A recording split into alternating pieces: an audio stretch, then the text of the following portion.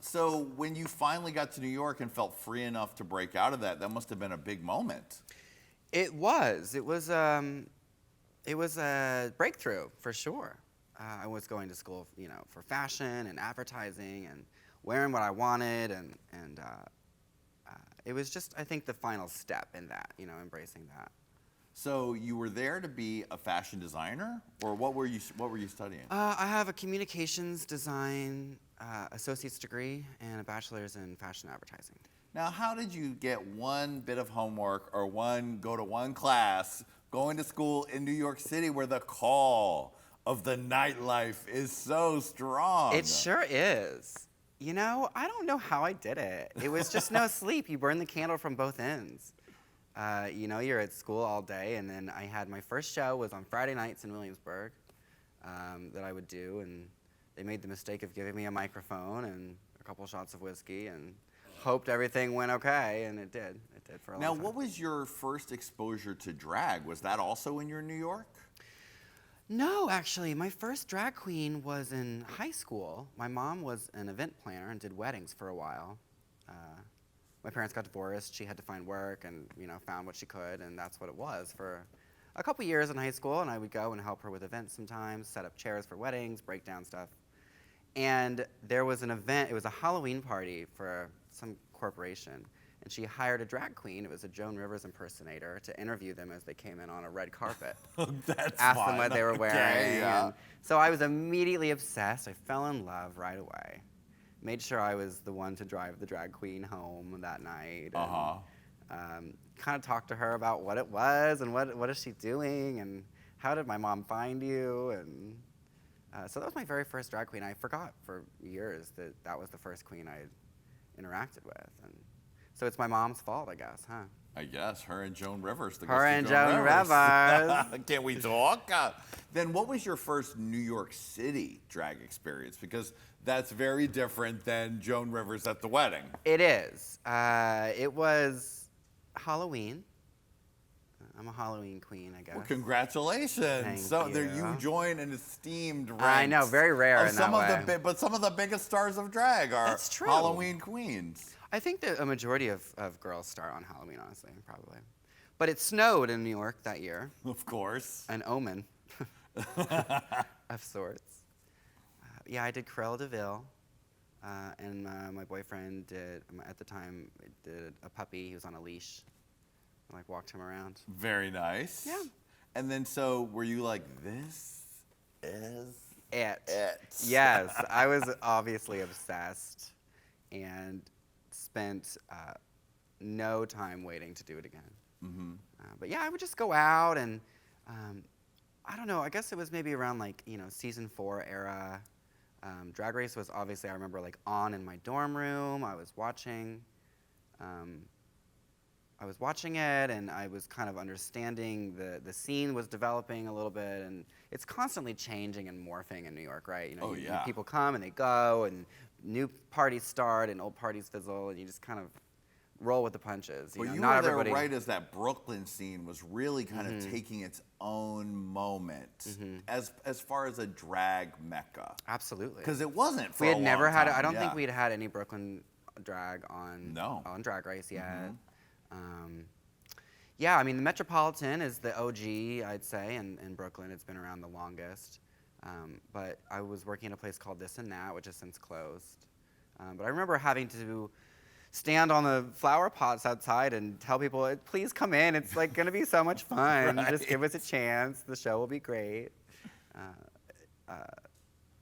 It's interesting to look at the eras. Yeah, and now, we were talking about Bushwick. I mean, that started just in some little tiny place one time, and now look at it, it's almost as big as Wigstock. Yeah, they started in a backyard. Yep. Don't we all start in a backyard? Yes, we do. Some of us end up in a backyard, I guess. If we're lucky. If we're lucky. Wait, you were doing drag as your main source of income for years. I have. Can you believe it? I mean, that's before Drag Race, that's no joke. You got to hustle in New York City. You really do. It doesn't feel, I guess it's easier to say now, look back on it, that it doesn't really feel like a hustle because you love what you do. Yeah. But it is a hustle. You make a lot of sacrifices. The lights stayed on for the most part. But yeah, just like here in LA, it's a hard city to exist in. What's your craziest story from that pre-Drag Race era of performing and doing shows? Can I say? You Can can I tell those say anything stories? you want. I guess they can. Yeah, I mean, I feel like the after hours are something that I used to do until I learned that after hours are generally hours that should happen after I've left. Right. Nothing good happened. We've all been there, sweetie. No good decisions are made at after hours. Occasionally, as you know, we jet around the world and meet all the most beautiful human beings possible. You want to spend time and you go to after hours, and occasionally you can swing it. But it used to be all the time, right? You didn't, Right. It wasn't a night out if you weren't out until the sun comes up. Exactly. Right. So yeah, there was a party I was at in after hours in New York after On Top, which is Suzanne Barsh, of course, still happens. And there was like this gorgeous mirror on the wall, and I remember I was so fucked up and feeling so confident. And I walked up and I asked the guy who owned the house, I said, "Oh my God, I just love this mirror. Can I please have it?" And he just took this giant mirror off the wall and like gave it to me. Wow. Just gave it to me. So I just like, there I was, like, trying my best to get this mirror. It's 5:30 a.m. trying to The sun take is that up. People are on their way to work, you know. It's New York. No one looks at you. No one thought anything about it. Exactly. And so I still have it. I still have the mirror. It matches your chair, your missing chair. It does. It's perfectly. gold. Yeah, exactly. It's a beautiful gold mirror.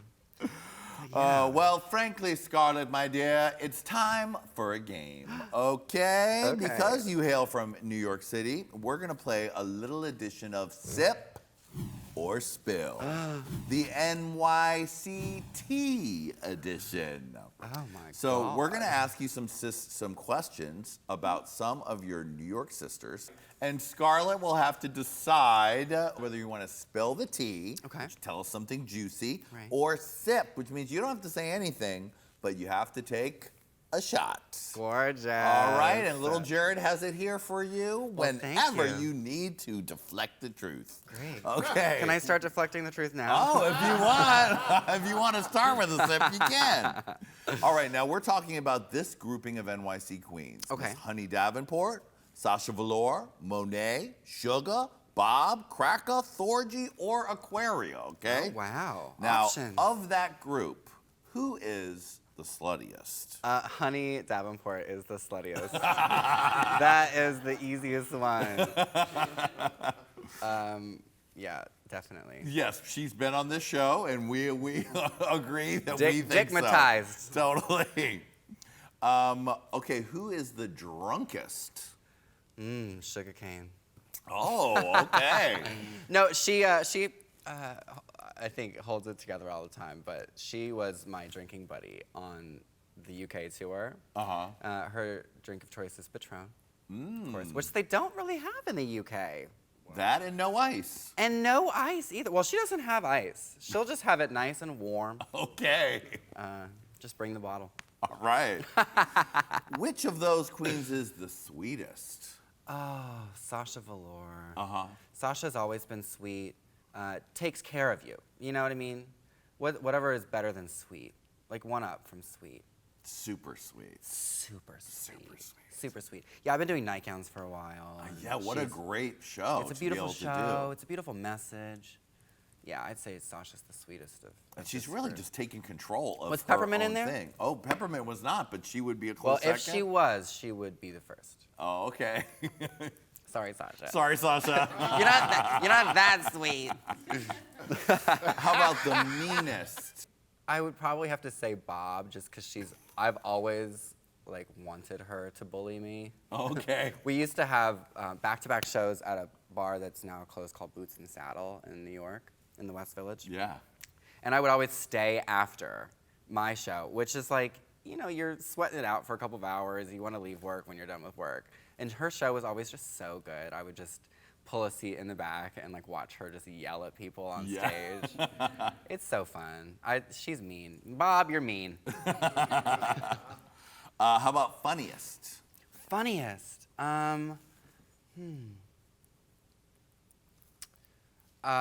Definitely Monet.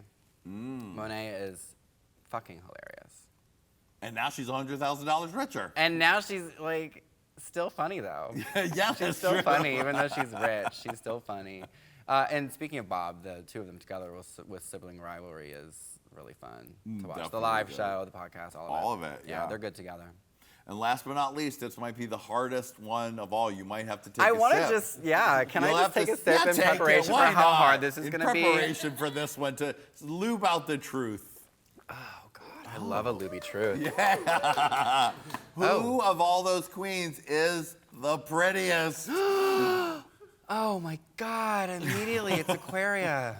Right. I mean, can any of us compete? She is gorgeous. She's so gorgeous. I was going to say her for funniest. But then I didn't. Right. Well, but she's yourself. Definitely the prettiest. Cheers to you for being the prettiest. You can sip because you spilled the whole time. Wow, I spilled everything. Oh, take it and let it. Oh, just enjoy that. You want some? Mm-hmm. Yeah. He's like, it's LA, I don't drink. Nobody drinks here. All right, Jared, scoot your little cute ass out of here. Mm-hmm. Well, you owned that game, sweetie. No truth left untold. I don't know. Am I too honest? No, I think you're just right. This is Hey Qween, the place to do it. Good. Now, to watch more fun and listen to all exclusive podcasts you can't find anywhere else, you've got to go to patreon.com/HeyQueenTV. All right, Scarlet, let's dive into the race. Now, how did you first have it in your mind to go on Drag Race? You know, I feel like I had this weird mindset for the first couple years I did drag, where I was like, I'm not doing it for Drag Race. I have a community here, and I do it, because I like it, and I didn't want it to be about Drag Race. And I got over that really quick. Why not? Yeah. And that's what I tell girls now. I won't tell you what to do in your audition tape, but I'll definitely tell you to make one. Mm-hmm. It's not easy. I know it's not easy. It's a lot. It's very involved. But why not? Because the rewards are huge. The reward is I think if you do it the right way, the reward is huge. Yeah. But or it could, the world, it's not just it's a danger too. You have to. I don't know. I guess I started probably hosting the Drag Race girls, at my local bar, and seeing them come through and talking to them, and Sharon in the East Village one year complimented my nose. She wouldn't believe it was real. She, wanted to punch me in the face to ruin it. That's very on brand. It's so on brand, and it's just interactions like that where I'm like, yeah, maybe I have what it takes. Maybe I should. Me and this perfect nose are about to slay the race. At least try. Yeah. We're gonna at least try. And then, how many times did you audition before you get on? 3 times. 3 times. Third time was the charm. Third time was a charm. I did it myself the third time. That is what everybody says. When you really just do it all by yourself, that's the moment. I maybe shouldn't even be saying this, but I was not doing well with drag. I had maybe 1 gig a week. I was, the lights, when I said were on for the most part, the lights were not on at the time. It was hard to keep the lights on. And I was looking at my options. I was gonna maybe relocate to Kentucky. My sister was having a baby. I was going through a lot of, life changes. It's been almost 10 years in New York. Right. And I said, let's just go home. I did my audition tape from Kentucky. Wow. From my mom's house. Took maybe 2 weeks away, hid in the woods, cut the tape together, and sent it in. And that was it. And then when you heard you were going to be on, what was your reaction? Well, I was at my mom's house again a couple months later. I had gone home, and of course I just fell to the floor, which is so funny. I actually fell to the floor, and it wasn't even a confirmation. It was like a, we're considering hey. you, right? Yeah. Yeah, which is the first I had ever heard. I'd never gotten any calls or emails back. Nothing, not even a fuck you, please stop auditioning. Right.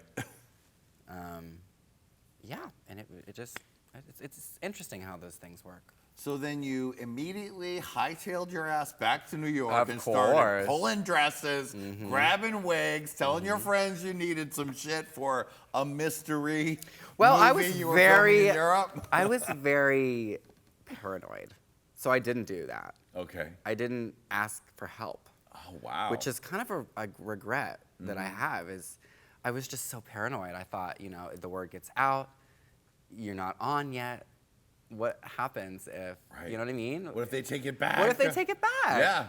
Which they would be in good reason to do if there was a leak like that. You know, I Yeah. was just so paranoid, unnecessarily, looking back on right, it. yes. Didn't have to be. I could have asked for help, and maybe I would have looked better walking into the workroom if I did, but So I was there on my own. I was, you know.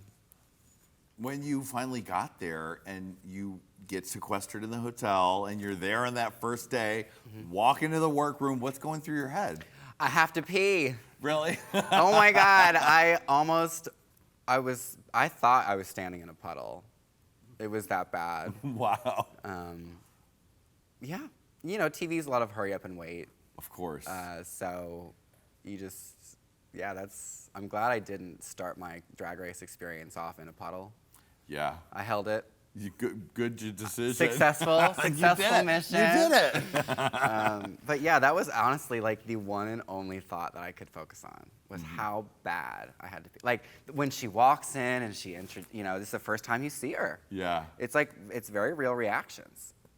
And, you know, immediately I'm just, oh my God, I have to pee. I wish I could think about anything else. I wouldn't have been the first girl to piss herself on Drag Race. Who was the first? Well, I mean, I feel like there's been a couple of firsts. I don't know if it's just been one person, but I was almost joining the club. Right, a very golden level of the club. Golden girl.